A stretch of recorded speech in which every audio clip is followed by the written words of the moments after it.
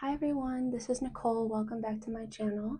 Today we're going to be talking about pain versus suffering and how they work together, how they're different, and how it applies to the Christian faith.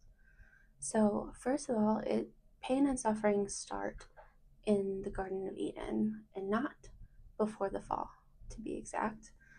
So when Adam and Eve were walking amongst the garden, obviously we know that Eve ate from the fruit and then she gave Adam the fruit and then they both ate.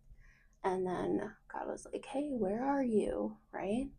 And why are you hiding from me? And in that, he found them and they basically blamed each other, blamed the serpent, blamed, right? And so God put these curses upon man and the woman and Satan as well.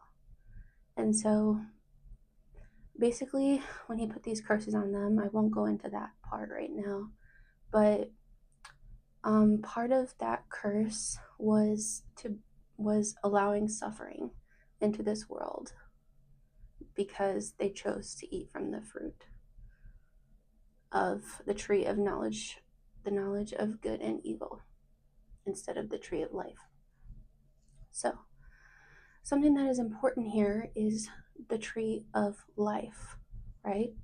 We hear a lot about the tree of the knowledge of good and evil, right? But there's a scripture in Genesis 3, I believe, that talks about God casting out Adam and Eve from the garden in order to protect them so that they do not eat from the tree of life. So what does that mean in terms of God's plan for us when it comes to redeeming our suffering as believers or our pain as believers, right? So with that, I'll get to that at the end. So another person who I think of in the Bible who has really suffered a lot is Job. And his story, I believe, has been put in the Bible to give us a picture of what it looks like of someone empathizing with us in our suffering, right? Job lost everything. But the hard part about that story is that Satan and God had a correspondence.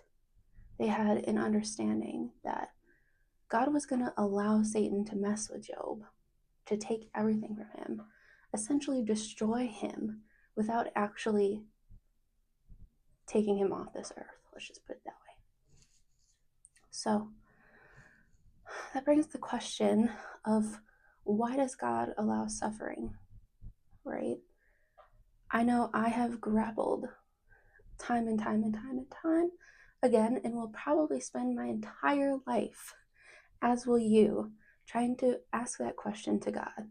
Read about it in scriptures, read it in the commentaries, read it in the Bible studies, whatever you want to do, right? This is our biggest question for us who struggle with mental illness or just in any type of pain, right? Physical, spiritual, emotional, whatever, right? So when I think of Job, it reminds me of this quote that an old therapist of mine once told me. And at first, I will warn you, it is very taboo to say, I guess, that's a word for it. So bear with me and let me explain. So the quote goes like this: pain is inevitable, and suffering is a choice. Whoa. Did you hear that? Yeah, suffering is a choice. So the fact of the matter here is even though that is in itself a secular quote, here's how I think it can be actually biblical as well in light of Job's story, right? I'm not going to go through Job's story word for word here or even give you any verses, but the book of Job, basically, Job has everything. He is a blessed man of God, and he is a faithful man of God, And God knows that Job is not going to turn away from him no matter what Satan does. That is why he allows, in my opinion, he allows Job to go through all those trials and Satan to do all those things to him without getting him off this earth, right? So Job loses everything and everyone, and it's just really sad. And some of us can relate to either all of what he's been through or some parts or another, right? We've all lost someone or something, right? That we've held dear to us. Maybe we've idolized it or thought too highly of it, worshipped it, whatever. You should address that with God. I would encourage you. At the end of the day, though, Job remained faithful to God, even though he lost everything. But if you, and I would encourage you, go read the book of Job all the way through, and you will see that Job literally loathed his own birth so much that he wanted to be off of this earth and asked God to be off of this earth, from my perspective of reading. And then he asked all these questions, and he asked God a lot of questions like, why God? Why me? Right? Oh, we all ask that question. God, why me? Why that person? They're such a good person. They don't deserve that. Right? I won't get into the deserving or not deserving part of things. But what I will say is that God corrects Job. He answers his questions tenfold, and it humbles Job. It puts him more in awe of who God is because he has seen and heard his faithfulness in the midst of his suffering. So what am I trying to encourage you with here today? And something that has helped me is an encouragement or an exhortation, if you will. I want to encourage you, instead of turning away with your questions, turn towards God and see what he has to say about it. Be raw, be real, be unhinged, unhindered with him. And just be open to what he has to say. Just be open. That's my encouragement to you. So how does this apply to Genesis 3, right?